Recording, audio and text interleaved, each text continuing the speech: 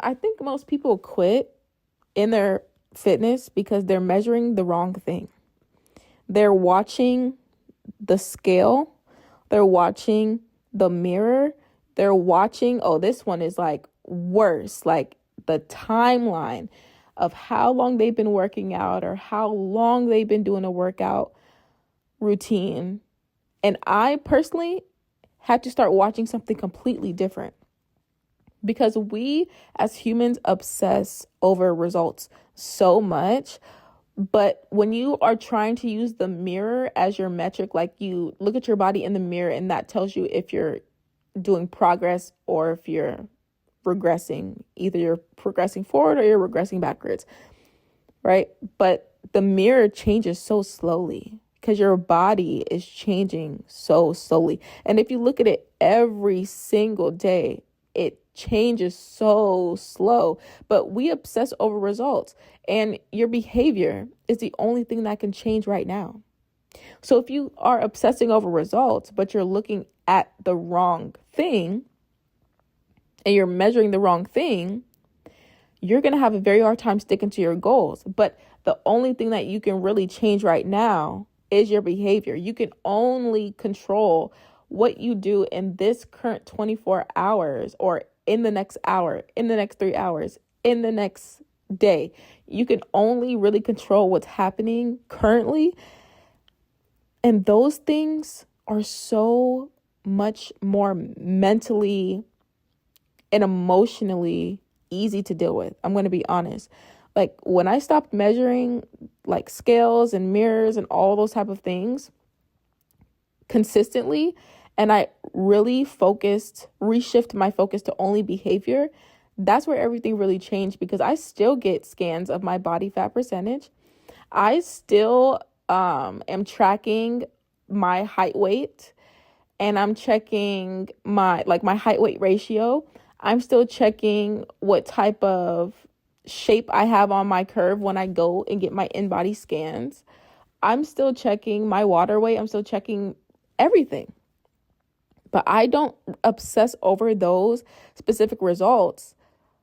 I focus on the behaviors and I let the results do the talking afterwards. Because I can't control what the numbers say when I get on that scale. But I know that if I follow my routine for 2 weeks, I know the results are going to change themselves.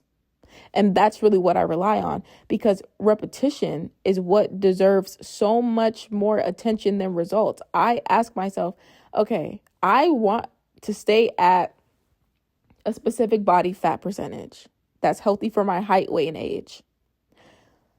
Am I actually showing up to my routine that will get me that result? Am I actually repeating the habits on a day-to-day basis that are going to get me that result? Am I actually keeping my promise to myself that's going to get me that result?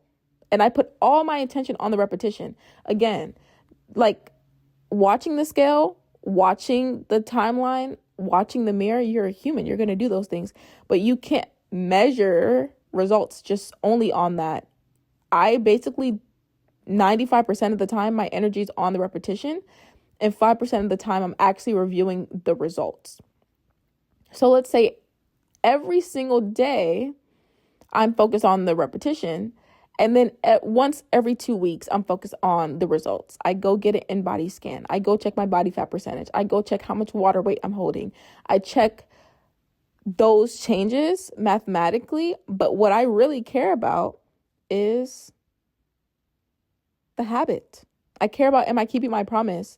That's what I shift all of my attention onto. And if I'm going to be honest, like I've had a personal trainer and I thought it was just about meal plans and about food and about dieting and fitness and the workouts. But really what I was taught is how so many other things work.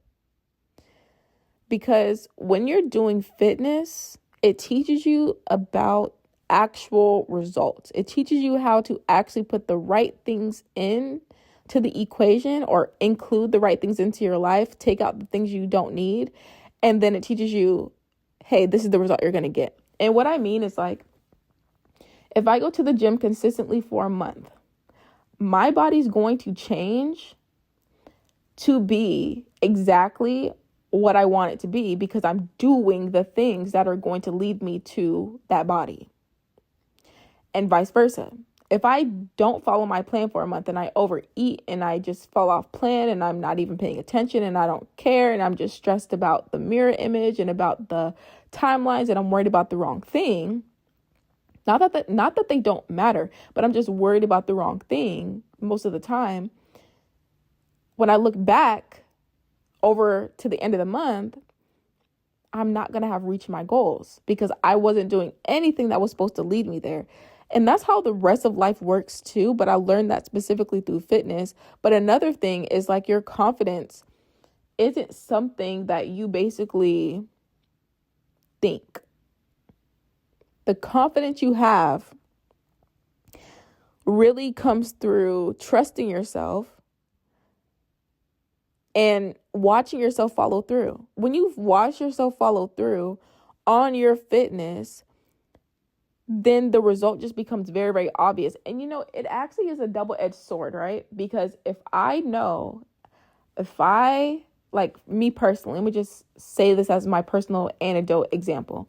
If I drink half my body weight in ounces per day, I take my 4 or 5 different supplements that I have, I hit my protein goal, which is my weight or the weight I'm trying to maintain, my ideal average weight I'm trying to maintain in grams per protein per day is my intake of protein. And I'm eating it depends on what I'm doing at the time. Like, let's say a slight calorie deficit, or I'm cutting, bulking, whatever the case is, right? Whatever the goal is for that time, that's what I'm doing. And I'm hitting my 10K steps and following my workout routine. If I do that, then I know exactly what the result's going to be every single time. Not because it's magic, not because it's crazy. It's because like when you do the things you're supposed to do and you focus on your repeated behaviors, you don't have to worry about the outcome because you're going to naturally get it. It's going to be very obvious. But I also understand that you're a human. And so are you going to follow it every single day, every single second? How easy is it to repeat those behaviors every single day, nonstop? It's not easy. But when you continue doing it through the hard times and you don't let that stop you and you just keep pivoting, you keep changing and you keep modifying and you keep up with it and you just keep trying, that actually builds the trust.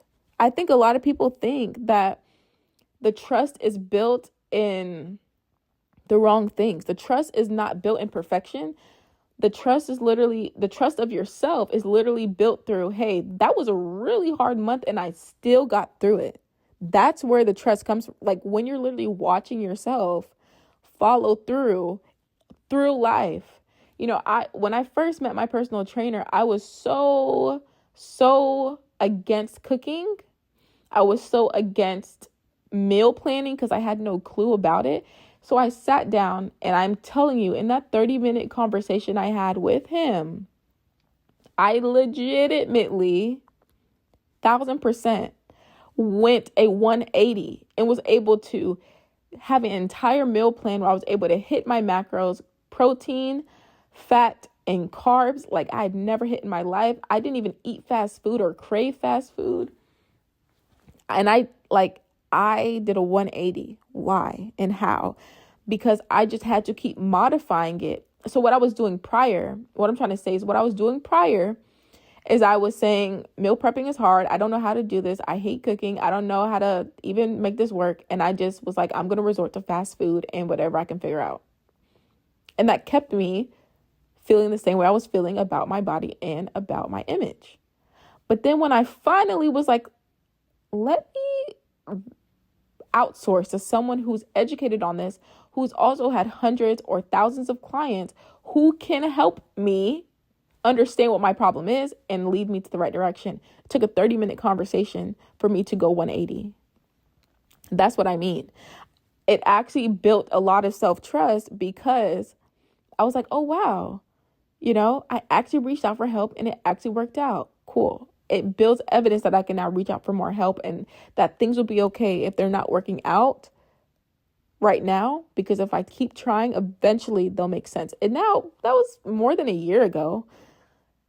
And I don't even think about, I mean, the last time I thought about food or groceries or what to buy or what to eat, that's not a thought anymore. And so you want to make sure that you stop chasing specific types of proof in the wrong measurements, like the scale or the mirror or just looking at yourself. All that is a very, very lagging indicator. What that means is like you do your workouts today, you're not going to see those results right now. You're going to feel sore. You're going to feel those things now, but you're not going to see the results. What happens is I want you to like have a plan. Like for me, 10K steps, half my body weight in ounces, hit my macros, hit my protein grams, and do the workout that I'm supposed to do when I say I'm supposed to do it. And I lift with proper intensity of what I'm supposed to do. So if I'm supposed to use 20 pounds, I use 20 pounds instead of going to 15 if I feel like I can't. Like I just do what I'm supposed to do. When I do that and I close my eyes and I just keep repeating that over and over and over and over and over, it actually turns into proof. I stop looking for proof in the external life and I just find proof through the behavior. So literally what most people are doing is they wait for the results before they believe themselves. But what I would rather do is I literally would rather become the type of person where the results just become inevitable by the repeated action I'm doing. And my only goal ever is to just keep iterating it to make it more sustainable. As I get older, as life changes, as I learn more things, as I develop, as I evolve, I'm constantly making sure that it's sustainable for my life. And that's why I love 10,000 steps, because it's a super easy number to remember. And it's easy to integrate into my life because my watch tracks everything for me and I don't have to think about it. I don't have to wake up asking, what am I going to do to try to move my body, to engage my core, like the decision has already been made and it's so easy, and it turns you into a person where the results become inevitable. And that's the type of person that's easier to sustain than trying to be the person that waits for the results to then try to believe in themselves after, because that's unsustainable.